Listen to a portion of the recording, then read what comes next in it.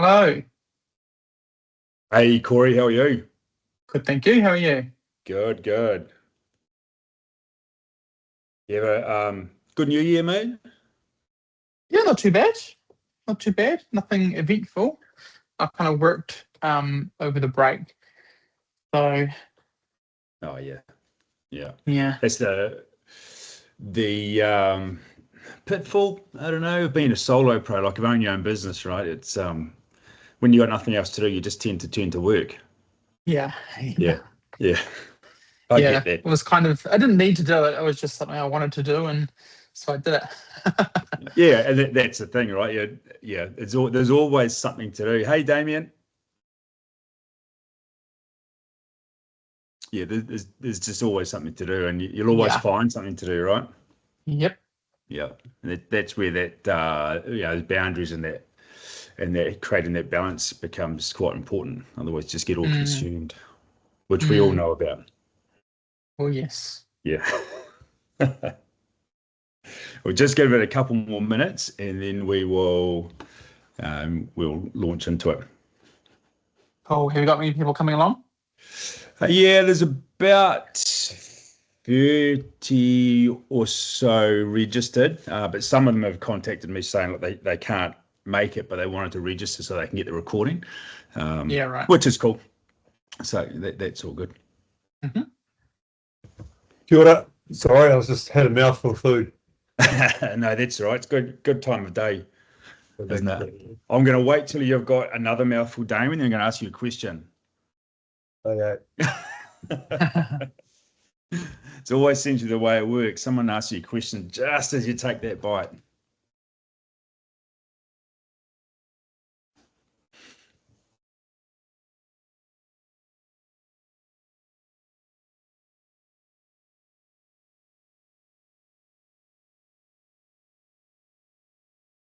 Hey, Rachel.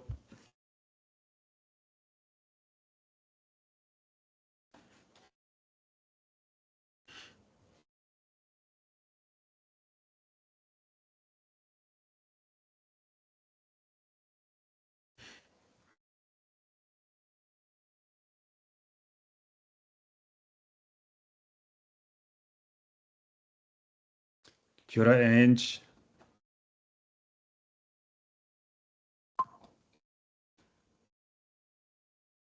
Hey, long time no see. Yeah. Same decor as yesterday, Ange. Yeah, I thought you liked what I did with the place, so I kept it for you.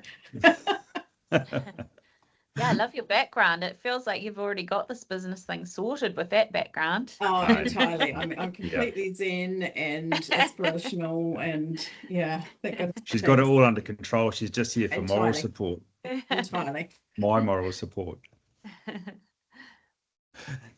We'll get started. There'll be a few more people rolling as we carry on. But one of the big things that I teach around meetings is you always start on time. And those that are late, that's their responsibility to catch up if they wish to do so. So I just want to say firstly that I'm aware the challenges of being a solo pro or small business owner. So it really is. I'm very grateful for the fact that you're giving me an hour of your time, because I know that hour is really, really precious. So it does mean a lot to me that you're willing to spend some of that time value on me. So hopefully, and I'm very confident that you will leave this hour with at least one thing. I'm confident you get more, but I can guarantee you at least one that you will take away. So in terms of purpose, and again, I highly value purpose. In everything that we do should be purpose driven.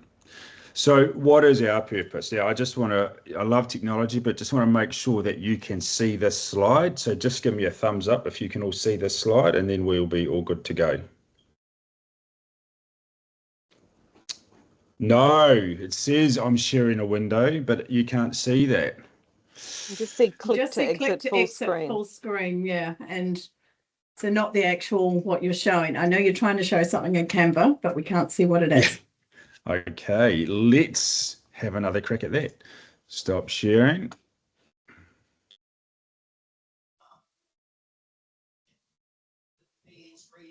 How are we now? Yeah, perfect. Hey, technology has worked for me. So the purpose of today is really to introduce you to some tools and skills that will improve how you work. The 1 hour today is not going to improve your business. We can't do that over an hour. You can't learn anything significant in an hour. You certainly can't create new habits in an hour. So our purpose today is simply to introduce you to some new tools and skills.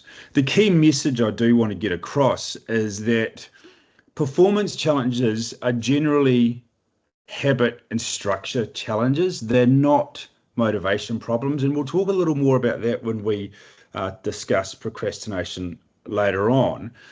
So when you feel that either yourself or a staff member, one of your employees is perhaps not performing, generally, though, that lack of performance can be resolved with instigating some structure and some new habits.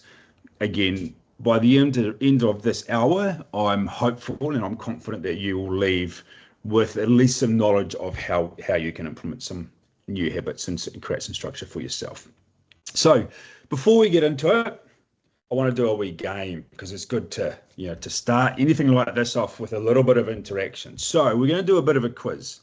Now you'll all need to unmute because you'll need to have a buzzer. Now your buzzer is simply your name. And as far as I'm aware, we don't have any double ups with names.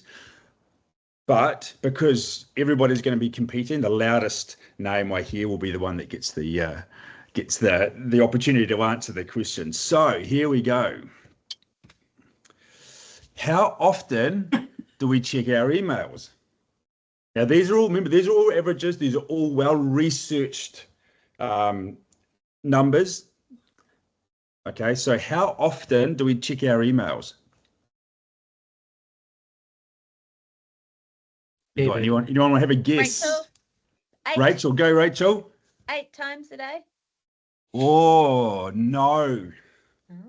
May, I'll have a go. Minutes. Oh, yeah. Oh, every 6 minutes. Every 6 minutes. Now, that's a mind-blowing stat for a lot of people, right? And when I do these sessions on communication, which includes emailing, and I say this, half the room will go, oh, yeah.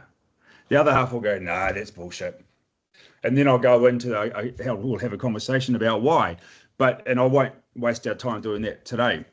But yeah, research shows us every 6 minutes we will jump into our email system. So next question, what percentage of us procrastinate regularly?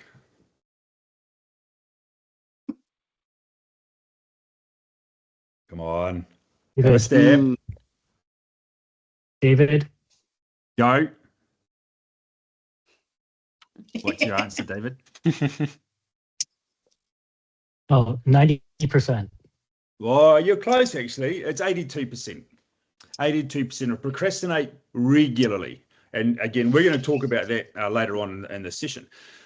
Okay, number 3, how many hours per day are we actually productive? Now, this is based on an 8-hour day, and this is specific to cognitive knowledge workers. So this is not the guy who's screwing the light bulb in on the way past on the conveyor belt, right? So this is cognitive knowledge workers. How many hours a day are we productive for?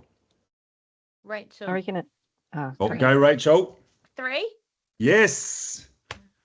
So good. And now that piece of research, that stat has been researched over and over and over. And each body of research comes back within around 15 minutes of that 3-hour mark. Yeah, and it's been done to death. Next question. What percentage of Australasians have identified as being burnt out in a 12-month period? Now, it wasn't the last 12 months. It was a period leading into the middle of 2025. And it was a survey done by a very, very large EAP organisation based in Australia. So what percentage of Australians did this report identify as saying they were burnt out in that 12-month period? May, I'll go with like 38%.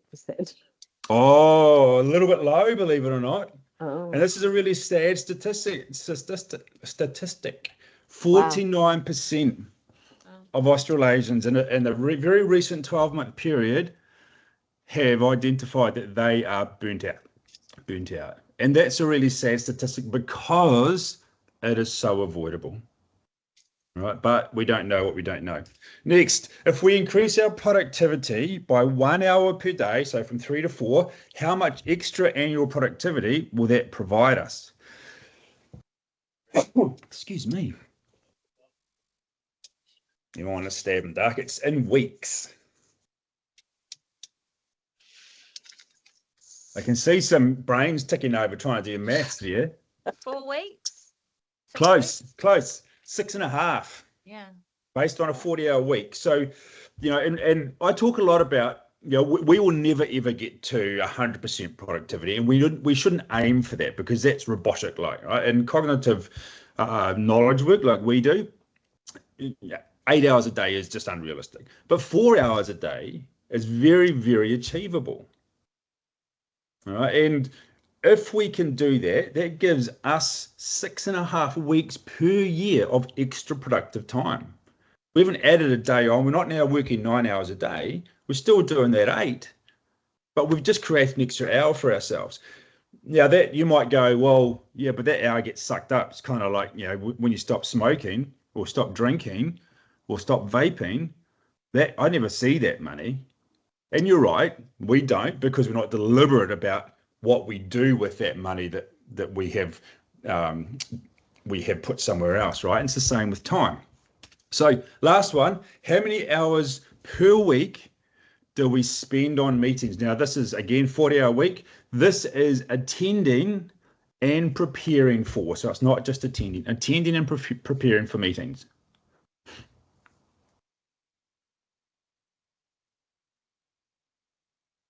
Someone go. Come on. I'll give it a stab, Kelly. Yeah, go, Kelly. I reckon maybe about 15.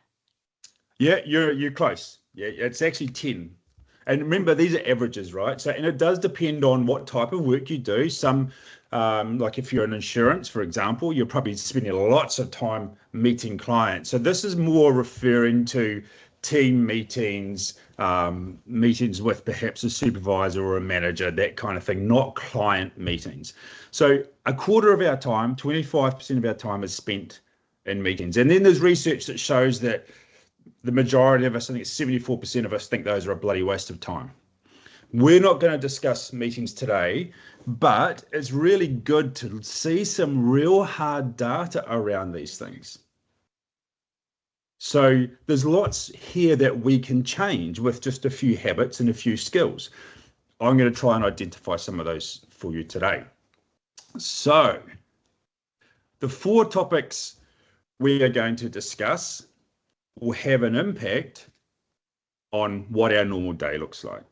And this is obviously a dramatization. This is kind of putting everything into one day, but it's not uncommon for some of our days to look like this. We start work, we turn the computer on, then we go, okay, what do I need to do today?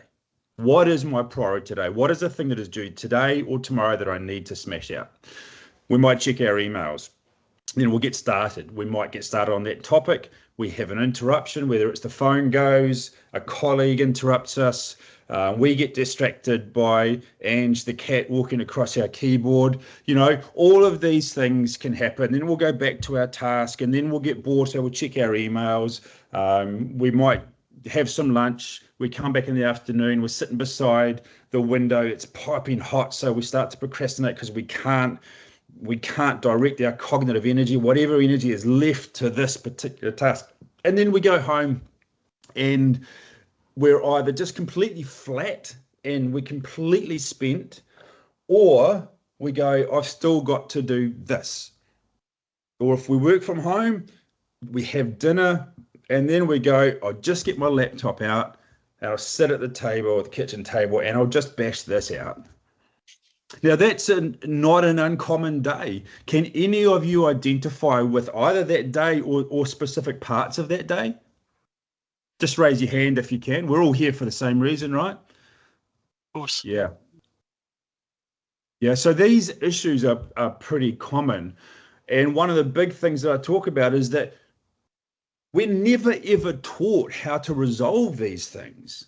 Like we don't go through productivity 101 at university where we look at structure, prioritization, procrastination, and time consumption, where that doesn't happen. So we learn through incidental learning, observation, watching our colleagues, listening to our colleagues, and just assimilating different types of work. But it's never really taught to us. So I want to give you the opportunity to find some solutions to some of this. And all of this kind of stuff can be influenced positively just by learning a few habits and a few new skills. So we're going to look today at prioritization, interruptions and disruptions, creating structure, and reducing procrastination. Those are the 4 things that we will briefly touch on today. So all of those 4 things cannot work in isolation. You will see some improvement if you create some structure but don't do anything else. You will see some improvement if you understand how to prioritize your day, your week, your month, your season. But it will be a little bit. If you can reduce your procrastination, you will see some positive change. But if we don't know how to structure our day, understanding our priorities might not be enough, or in fact, it won't be enough because we still don't know where to put those things. We know what's important, but we just haven't got them anywhere that's going to tell us when to do them. If we create some structure and we have our priorities, but we don't understand our procrastination triggers, all of the structure is going to be irrelevant because all of these triggers will still impact on us and we will procrastinate. If we don't understand how to reduce our interruptions, the same thing. So all 4 of these topics work together best. And if we can improve all 4, then our productivity, efficiency, and our well-being will just skyrocket. So priorities, that's where I want to start. And it's something we hear all the time, right? We talk a lot about, what is your priority? What's the priority for the business? What are we going to do first? What do we need to achieve? What's a squeaky wheel? We don't care about the squeaky wheel. We shouldn't care about the squeaky wheel. The squeaky wheel is just making noise, but it doesn't mean it's the most important thing. It's just the loudest thing. And that should be avoided. We don't want to let things get to be the loudest thing. So there's 2 strategies that I really, really endorse and encourage. And one is the Eisenhower Matrix, which you can see in front of you here. And the other one is a system which I've developed called the HACK system, which is a holding bay, an active bay, and a completed bay. And we'll talk about that next. How many of you have heard of the Eisenhower Matrix? Yep. Okay. So of those of you that have heard of it, how many actively use it or even understand it? Nope. Oh, brilliant. Okay. So May, you use this quite a bit? I used it for years as my weekly planning. I'm not currently using it. I'm using something else, but yeah, I have used it in the past. Cool. And that's important. So these are strategies I use, right? And I endorse and I advocate and I encourage people to use them, but there are others. And it's the destination here is important, right? We want to prioritize how we get there. There will be other solutions to that. So how do we use the Eisenhower Matrix? So we can see along the bottom axis here, we've got not urgent through to urgent. And then on the vertical axis, we've got not urgent through to important. The one I want to just focus on today, because we don't have a lot of time, is this one here, the do. Okay, this is where we don't want to be. We don't want to be in the important urgent box, because that's just dealing with the squeaky wheel. Those are the things that we have left to the last minute, and now it's always been important, but now it's urgent. And I have to drop everything else to complete this task or this project or this whatever. And that is purely as a result of having no structure in place to make sure that you get that particular task or project completed before it becomes urgent and important. This particular one here, diarise, this is really where we want to work. This is where 80% of our stuff should be. So we've got it diarised, we've got it planned out, we know when it's due, and we've got a very clear plan of how we're going to achieve it and when we're going to achieve it. Okay, so that's the Eisenhower matrix. The other one, which I mentioned, the hack system, is, as I said, holding bay, active bay, and completed bin. And this works really well with the Eisenhower matrix. How many of you guys use to-do lists? Okay. On those to-do lists, does every single task have any information attached to it? Does it have a deadline?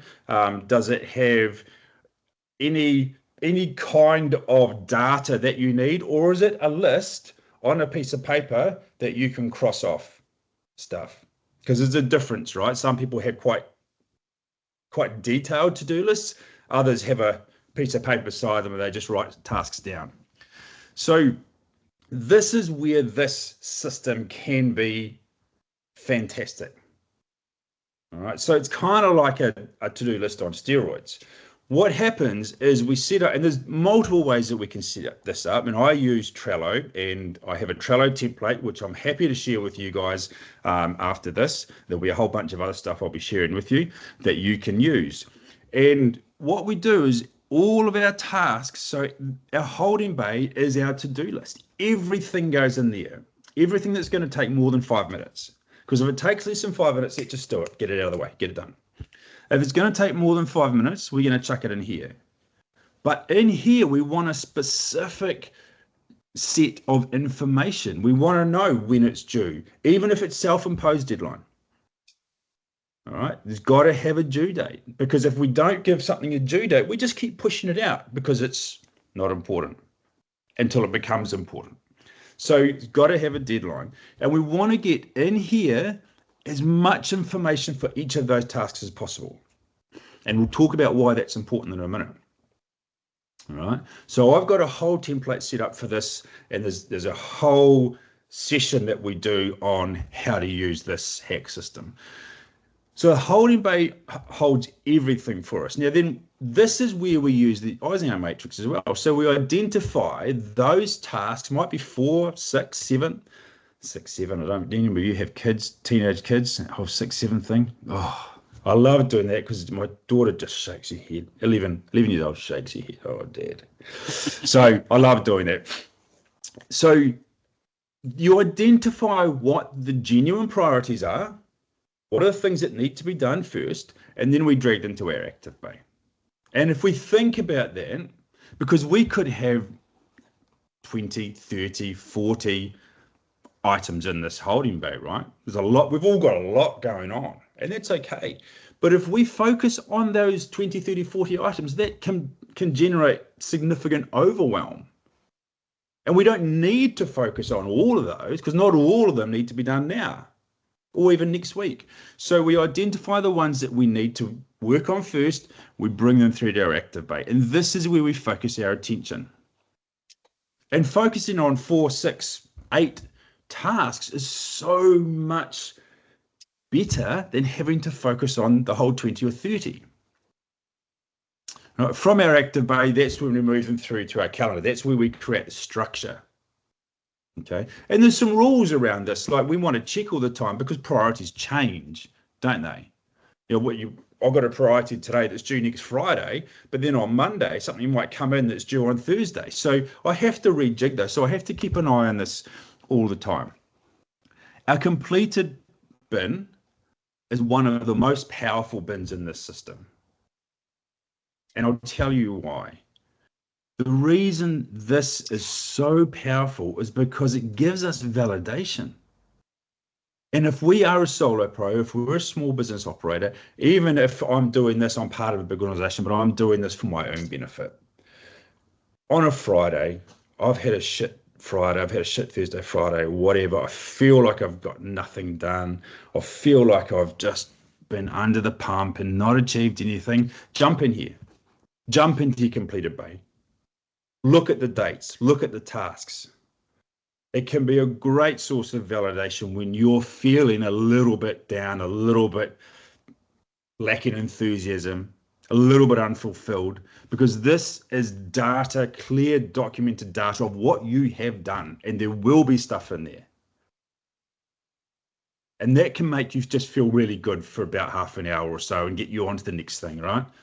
So the completed bin, because if we think about it, we do a to-do list on paper, we cross it off, and when that's finished, we throw it out. We never really take time to think about what we've achieved in the week, the day, the month. This gives you that opportunity to do that. And from our well-being perspective, it's hugely powerful. So moving on, because we do only have 1 hour, into the holding bin, from the holding bin to the active bin. Active bin goes through to your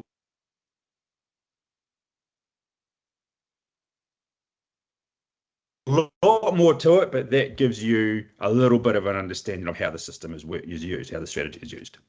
So what are the key takeaways here? So important and urgent tasks are anxiety generators. Don't let your stuff get into that important, urgent box. Deal with it first. Be structured. Okay. Priorities change, so check them regularly. Update them regularly. All right. Any questions so far? Nope. All right. If you do, sing out as we go through. I'm more than happy to answer questions. So next is structure. The most effective way of creating structure is by using your calendar. And we'll go, yeah, that makes sense. But there are 3 different types of calendar users. So it'd be good for you to maybe identify what type you are. So we have the booker.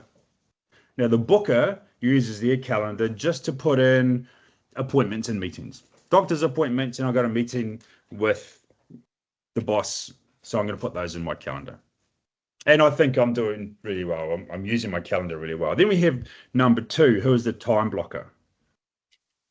And the time blocker thinks they are just magically structuring their week. It's fantastic. And what they do is they do the same as the booker. They'll have their appointments and meetings in there, and then they'll block time out for admin or projects or could be a number of different things, right? Personal time. So they've got these time blocks.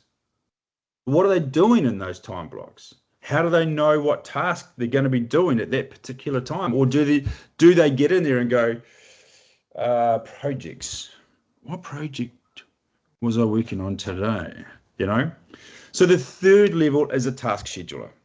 So instead of having projects and admin, they'll be very specific about what they put in there. So it might be, project will be report on Lego colors. I might have a couple of hours over the week on that. And you can see here, this is a screenshot of my calendar. So we've got these different projects, different tasks that are very specific, and I'll put time in for those. So when I get there, I know what I'm doing. All right. Yeah, instead of admin, I might have GST returns, invoicing, those kinds of things. So I'm very specific about what I use. Now, I want to ask you a quick question, and feel free to unmute and answer this. How do you feel when you see this? How does it make you feel? And be honest, there's no right or wrong answer.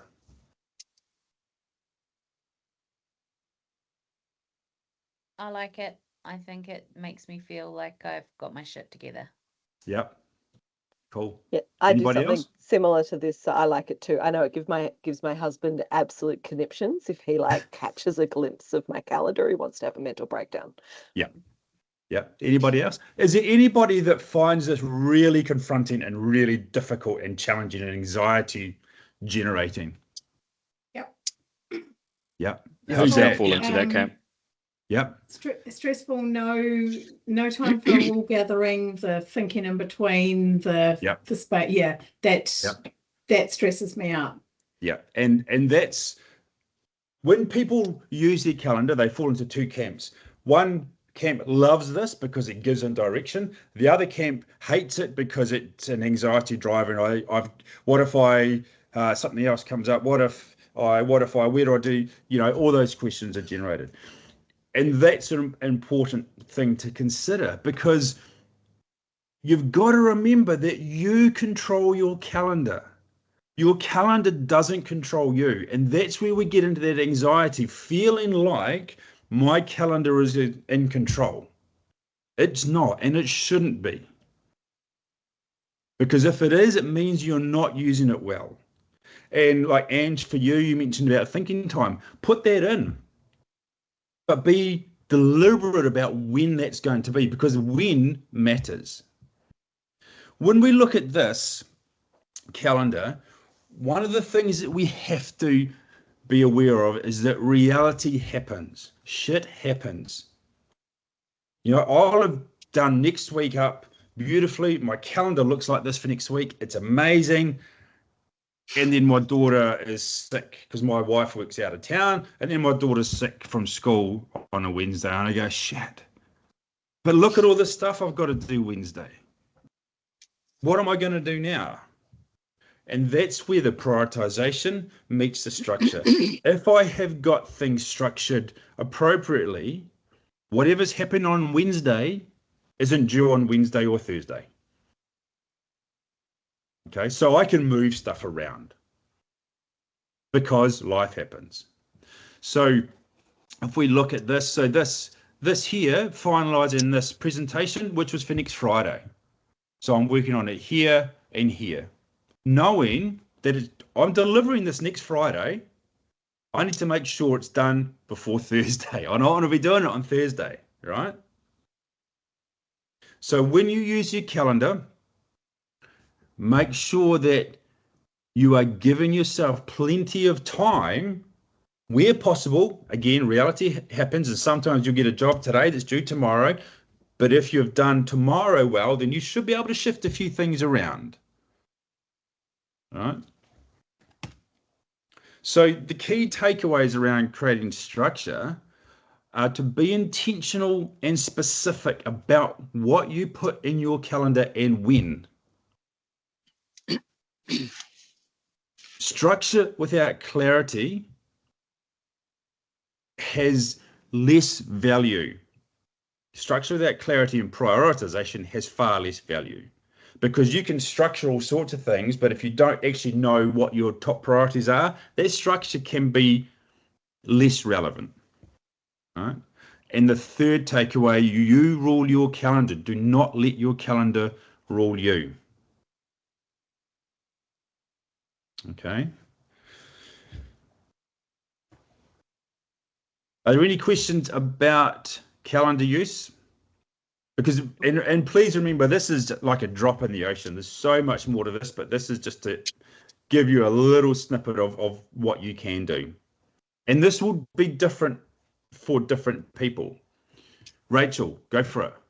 Quick question before you said you use Trello for your hack system. Have you tried other, like I was thinking of Notion. Have you chosen Trello for a specific reason because of its simplicity, or just, yeah? Yeah, I have chosen it for a specific reason, and it's the same reason that you all have your own. It's just what I know. Right. It's what I've used. It's what I'm familiar with. It's no better. I definitely don't. I do think there's probably better ones out there, but do I have the time? Yeah. Do I want to spend the time investigating those right now when Trello solves my problem? Probably not. Yeah. But what I have set up in Trello can be replicated in pretty much any system, because it's a strategy, right? I set it up in Trello and I share it with Trello. If you want to use Trello, you can. Otherwise, you can look at it and go, okay, I'll use Notion. I'm familiar with Notion. I know about Notion. I'm going to transfer this strategy into what I know. Yeah, sweet. Yeah. Thank you. So it's very versatile. And in fact, one company I was working with, they painted a wall with their hack system, and they put post-it notes as their different things. And it was a fantastic system. It was, not digital. They couldn't see it outside of their office, but it certainly looked great, and it worked for them. And that's what's important. Okay. Interruptions and disruptions. Like the bane of our life, right? Being interrupted, being disrupted, being distracted. Now, having clear priorities and creating structure is all good and well, but the impact of those things is diminished if we can't retain our cognitive energy and our time, because time is valuable. We've talked about that. We've all got the same amount of time, and that is limited. We can't produce more. So all of the structure and prioritization in the world can be diminished if we still allow those interruptions and distractions to occur regularly. So I want to know from you guys, just real quick, just quick fire, what are some of the ways that you guys get distracted, disrupted, interrupted? How does that happen for you? Could be internal, could be external. Kids. Kids, yep. Work from home. Yep. Yep. What else? Phone calls. Phone calls, yep. Big one. I feel like a big one these days is social media or phones. Yep. Yep. Yep. Yeah, family, admin stuff. Just Yep. general emotional load. Yep. Yeah, admin one's a really interesting one, and I might talk a little about that one if I got time. Just Slack and WhatsApp messages. Yep. Tend to break through even if you're not checking. Yep. Yep. Absolutely. The two biggest drivers of interruption, distraction, disruption are people and communication. Sometimes the two of them go hand in hand, right? Someone's trying to communicate with you. But by communication, I mean social media, I mean, forms of direct communication, direct messaging, whether it's phone calls or it's people in an office environment wanting your time and attention, or you wanting theirs, right? Now, I will address the family one real quickly, because that's a challenge, right? And that becomes an emotional challenge. We've got our little 4-year-old tugging on our sleeve going, Daddy, can you play ball with me? Oh my God, I really want to. All right, that is such a hard one to manage. And that's a conversation that is bigger than what we have time for today, but there are strategies that we can use specifically for that. And if you want to talk about that more, feel free to get in touch with me afterwards. So people and email are our biggest ones. And in terms of people, what I see a lot is strategies like, and I've literally seen these. Headphones is a big one, right? I'll put my headphones on means don't talk to me. Okay. I've seen companies with red lights. They can put a red light on their desk, don't talk to me. Signs on the back of the chair, don't talk to me. Now that's all good and well for you if you've got the red light, but it doesn't solve the problem, because what's going to happen? I've got my red light on. Ozzy's sitting next to me. He doesn't have a red light on his desk. So Belinda, instead of interrupting me, is going to interrupt Ozzy. So we haven't solved the problem. We just protected my time and my energy, which is important, but doesn't solve the problem. So we need to look at why we are interrupting people in the first place, or why people are interrupting us. Does this happen to any of you? And why do you think this might happen? What are the primary causes of people having to interrupt someone? Be honest, be blunt. They're procrastinating, or they need help. Yep. One of those two things. Absolutely. And the help thing is often driven by laziness. Let's be honest. Okay. It's either driven by laziness or it's driven by really poor systems, policies, and processes. One of those two. Because sometimes it's easier for me, I might know where the solution is, but it's easier for me to interrupt you and get the solution and waste your time. It might take me twice as long to find the solution, but it's easier to just interrupt you. The issue with that is I'm not learning anything. If I stop and take a moment and go, okay, well, Peter he looks really busy. Instead of interrupting him, I'm going to, because I know the information, I'm going to go and research it. I'm going to find it. Then I know where that information is next time. And I'll probably find other information along the way, which I didn't know about, which is going to be valuable for me. So in terms of those people interruptions, we just want to take a little bit of time and go, okay, why am I interrupting Peter? Is this beneficial to him? What's the impact going to be on him? Okay, it's going to be negative. So I'll just find out myself. We also have those people in the office that are the yes people, right? And they may have been there for so long that they become an institution. They have all the answers. Everybody goes to them for their questions. That person gets nothing done. And nobody's learning anything because I go to Peter gives me the answer, and I go and do whatever it is I've got to do. But they're actually learning how to find that information and what that information is. All right. Mm-hmm. So, in terms of the communication, there's some really simple tools that we can implement, and you'll have heard them before. You know, turn off your notifications. You unsubscribe from all of your stuff that you've got coming through your work email address. When you are communicating with people, be concise. Don't write and send a War and Peace email. You know, what blows my mind is that we have these AI add-ons for our email system that summarize an email and pull out what is actually important in that email. Are you serious? We need an AI for that? Someone's written this War and Peace and sent this War and Peace expecting me to read War and Peace when really they just got one question. So just ask the question. Don't waste your time writing this elaborate email and hoping someone will read it. So be concise in how you generate your emails, how you construct your emails. Be professional, be respectful, be courteous, use salutations if that's the way you operate, but just be direct, be concise.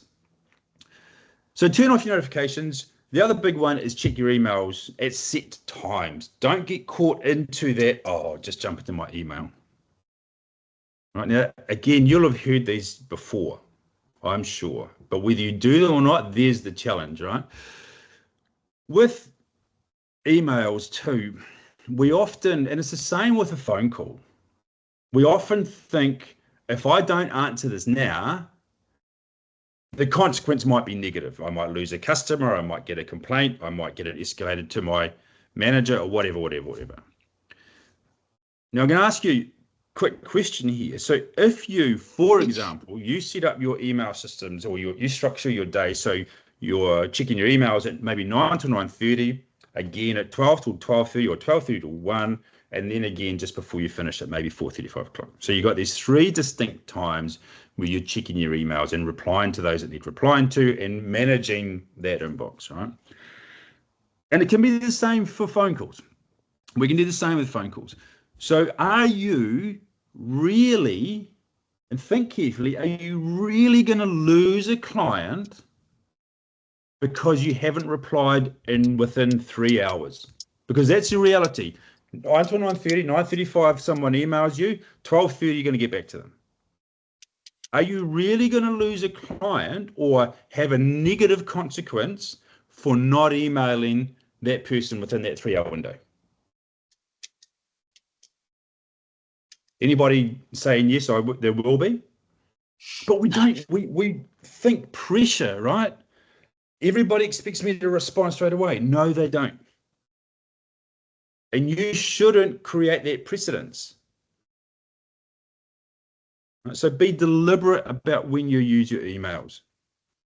The other thing too, in terms of information, so we send emails to get information, we'll interrupt people to get information, we'll make phone calls to get information, we'll organize meetings to get information. Use your holding bin. This is where the holding bin becomes so valuable.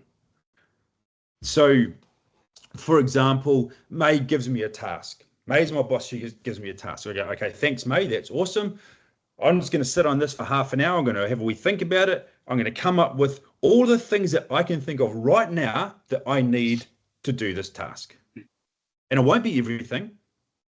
But if I can come up with 60 or 70% of the questions that I'm going to need to ask to get the information I need, if I can do that now and send May an email saying, hey, can you answer all this, or can you direct me to the right people, or whatever, goes in my holding bin. When I start that task, I have more information than if I hadn't asked that question. That then in turn means I have to interrupt people less. I have to make less phone calls. I have to organize less meetings. I have to send less emails because I've got as much information as I can possibly get before I get started.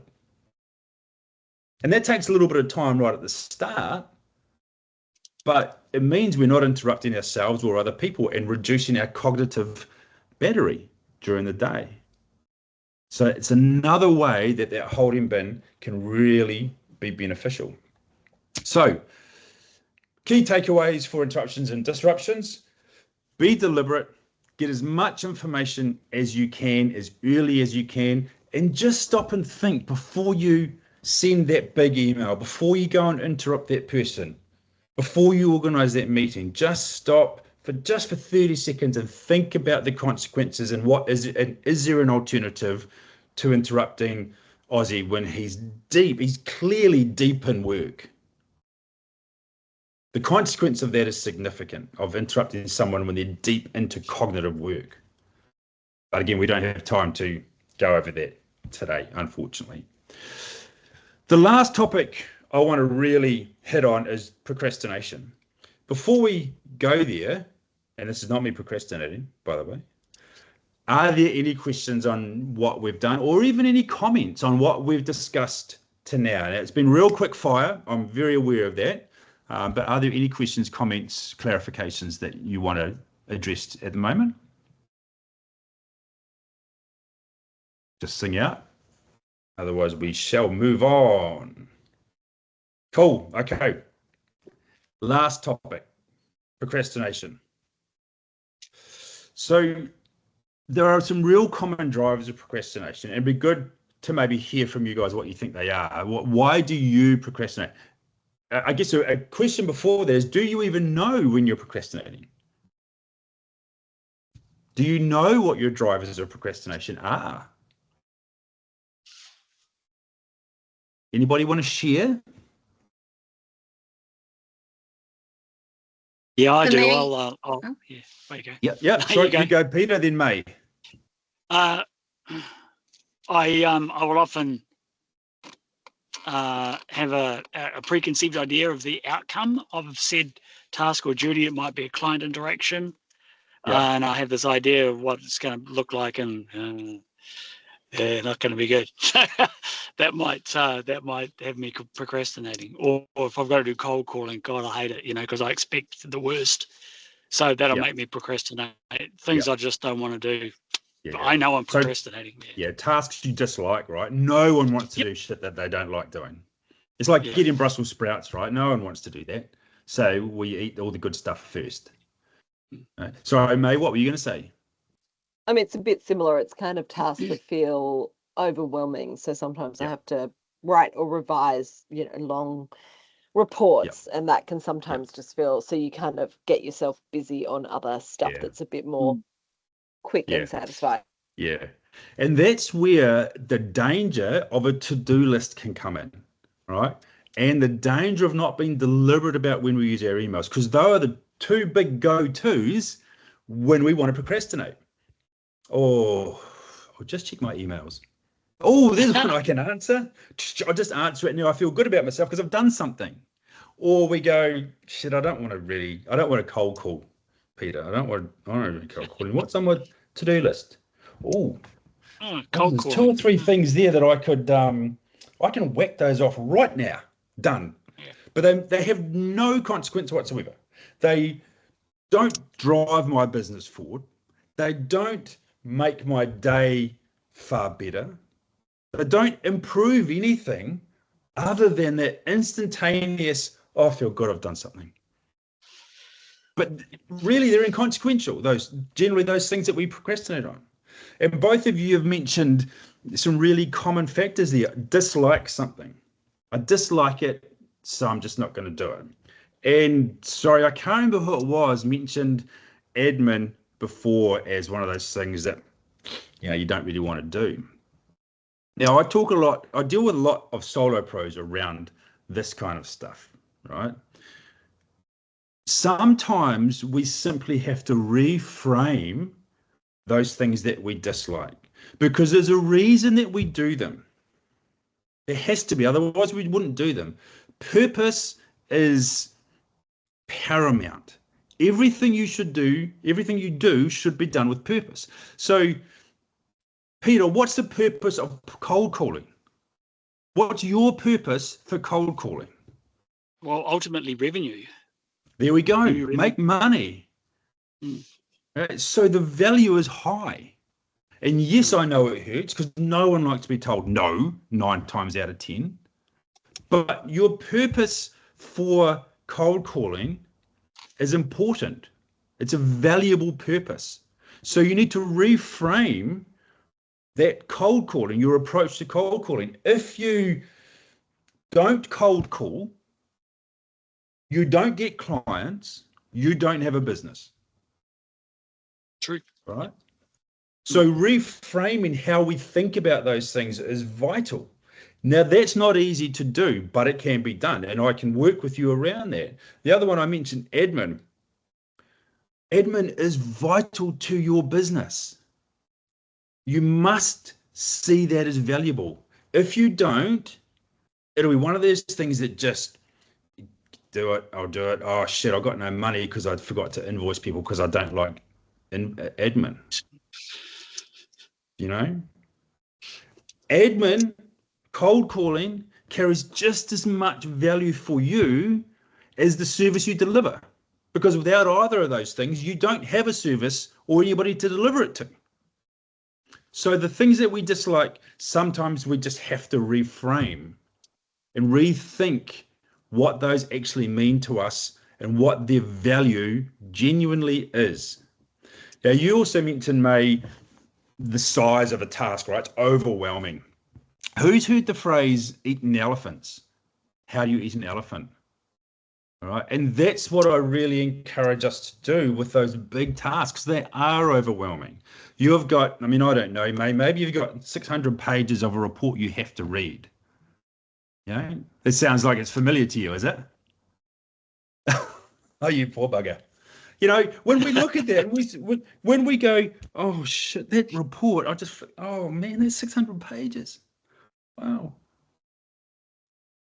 I'll do it later. Yeah. What if we reframe that? Okay, so 600-page report is due next Friday, so I'm going to do 100 pages a day. I'm just going to focus on the first 100 pages. I'm going to get through that, and then I'm going to stop. Or I'm right in the zone. I might do another 5 pages, another 10 pages. So we want to eat the elephant. We want to break it up in our mind. 600 pages, I can do that in 6 100-page lots. 100 pages is so much better than 600 pages. So I'm just going to do that. Just going to focus on that. But you have to be deliberate about that. Put it into your schedule. Put it into your calendar. On Tuesday, I'm going to read 100 pages on the report of yellow Lego bricks. And that's all I'm going to do. Then I'm going to move on to another task. Or I'm going to go and play golf. I don't care. Right? And then the next day I'm going to do another 100 pages. And I've got these little 100-page segments. And before I know it, 600 pages are done and it's all out of the way. Right? So the common drivers of procrastination, sorry, I just keep looking at my watch. I can get carried away a little bit. Common drivers of procrastination are lack of information. The task is too big, so it's overwhelming. Wrong place, wrong time. Huge. So think about this for a minute. I am sitting at my desk. I'm on the 6th story of this beautiful, beautiful glass-wrapped office building. And my desk is right beside the window. And I have an amazing view. It's gorgeous out there. But at about 2 o'clock, the sun just hits me, smashes me. And I feel this trickle of sweat down my back. You know, it's kind of glaring in my right eye here. My computer screen's I can't see it really well. I've got my water bottle here. My water's lukewarm. Sweat's just starting to come down on my brow a little bit. I'm uncomfortable. I'm not going to get shit done, am I? So the where matters. So get up and move if you can. Go somewhere else. And that's just one example. There's so many examples of the where being a procrastination driver for us.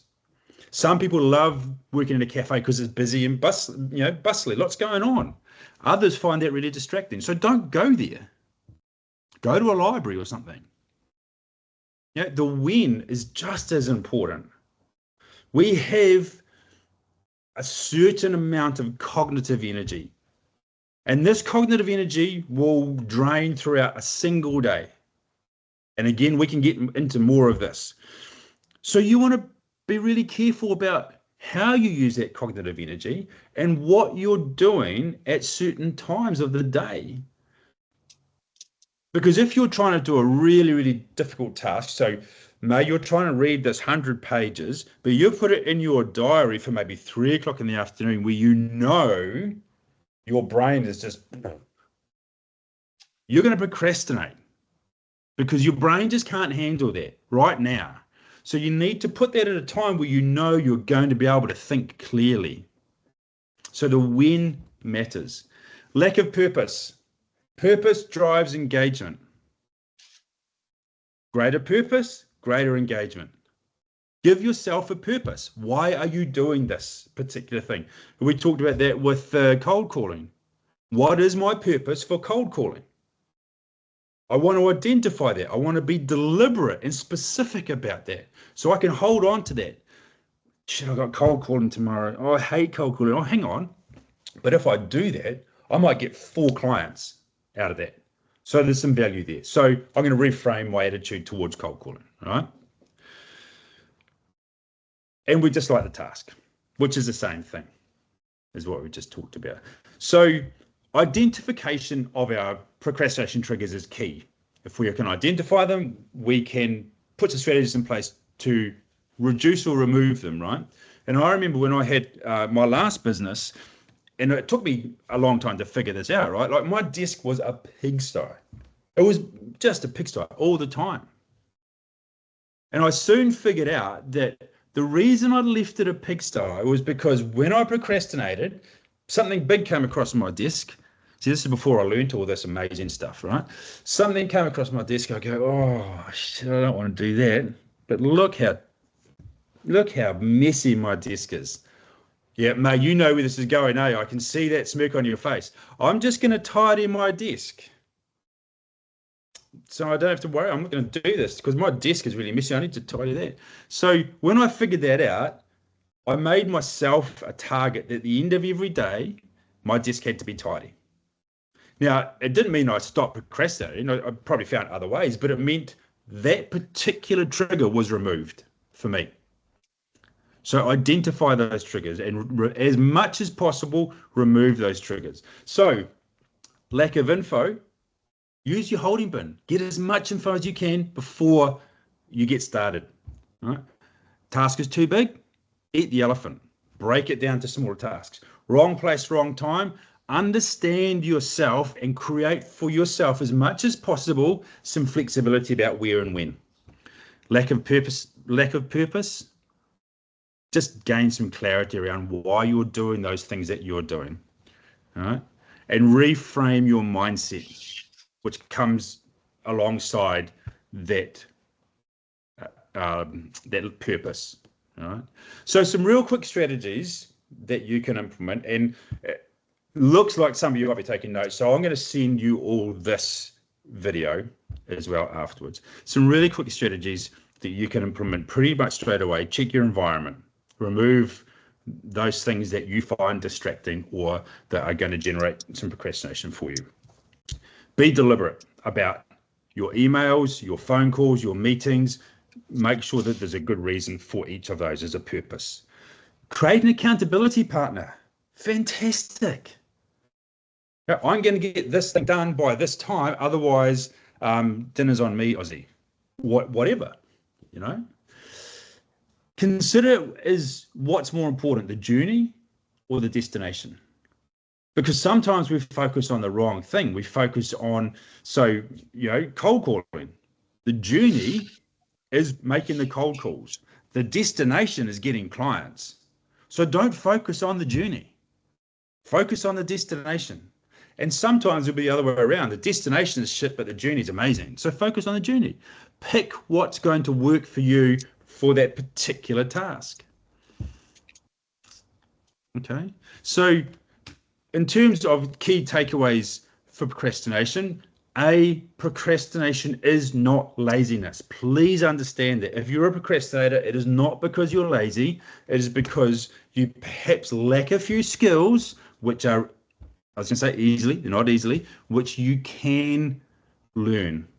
Okay. Seek clarity of purpose and know yourself, understand yourself. Okay. So those are the 4 topics that I wanted to briefly touch on. Now, I'm very, very conscious that this is not rocket science, and a lot of these things won't be new to you. My question to you, though, is if you've heard them before, have you put them in place? Have you created new habits, new behaviors, implemented these new skills, or have you heard them and gone, that'll be a good idea, I'll do it sometime? Because that's what most of us do, right? We go along to an hour or a half-day workshop or seminar, and we hear these wonderful skills, which is just what I'm giving you today, and then we're left to our own devices to try and implement those. Now, change doesn't happen overnight. We can't learn anything in an hour. We can't create new habitual behaviors in an hour or even a half day. If we could, we'd all be playing the guitar, speaking Spanish, and, you know, solving maths equations. But it doesn't work like that. These strategies that I've discussed are very simple, and I'm the first one to admit that they are really simple, but they're not easy to implement because it requires behavior change. It requires learning new skills. Learning and behavior change is not easy. It takes time and it takes effort and it takes repetition. So it can't be done in an hour. And I don't expect any of you to go tomorrow and implement all of the shit that we've done, because it's impossible. It can't happen. Our brains aren't wired like that. So because of that, my main focus is on delivering behavior change, on empowering people to change behaviors over time. So I have in March, and you're all expecting the sales pitch, right? I have in March a 4-week, 6-session program where we will delve into these 4 topics at a far deeper level. Okay, and there's a lot of goal setting, there's workbooks, there's a whole lot of stuff that goes along with this 4-week, 6-session program in March. Now, it's virtual, so it's all online, which means if you miss a session, you can still get that same information. And for you, because I really, and I said this at the start, I understand the value of your time. I know it means a lot to you to give up an hour to sit there and listen to me talk. So because I understand that value, I want to repay that to you by offering $3.99 for the 4 weeks. Now that's obviously a special price. It's not the public rate. So I can, and I will after this, flick you the registration code or link. If you use the secret code webinar, then you will get this course, this program for $400, which is $100 a week. We can all do that math, right? So the value is pretty significant. So I'll flick you an email with some other bits and pieces after this. Run a little bit over time, so my apologies. And I'll flick you the secret code and the link. Before you go, 2 last really quick things. The key takeaway I think for you should be clarity reduces friction. Structure supports sustainability. Intentionality aids cognitive retention. And habits drive long-term performance. Those are the 4 key takeaways across the hour. Now, one last thing that I want to ask of you. I want you, before you sign off, to verbalize or even just type it in. What is one small change that you want to go away from this webinar and implement? Just one. What's one little thing? It could be turn off your notifications. That's a great start. So tell me, verbalize it or chuck it in the chat. What's one thing you want to change immediately? I'll say start. Environment for me. What's that, Ozzy? Environment. Yeah. What environment Yep. I do my work in, if it actually helps or not. Yeah. So identifying whether it's causing procrastination or whether it's helping to reduce it, right? Exactly. Cool. Yeah. Hey, thanks, Ozzy. So cool to see you, and I hope to see you in March. Anybody else? I won't let me type in the chat. So Oh. for me, probably like reframing the procrastination stuff. Yep. Yep. That's one big one. And I think for me, yeah, the notification thing is massive. Yeah. To the point that I actually stopped wearing my kind of smartwatch sort of towards the end of last year, because I just got so I know you can turn it off, but I just kind of needed a break from just that constant stream of like, interruption and just like the need to redirect your attention somewhere else. So yeah, I think, but I think there's still more I can do in the boundary space around the notification piece. Like I was even thinking the other day, right, I'm going to make sure I'm getting no email notifications after 5:30 in the evening. Like I'm not a heart surgeon. Like if I don't get back to someone till like 8 or 9 the next morning, no one's going to die, right? So exactly. And that was about those expectations that I mentioned before, right? Around our deliberate email response times. Anybody else want to throw out what they want to implement straight away?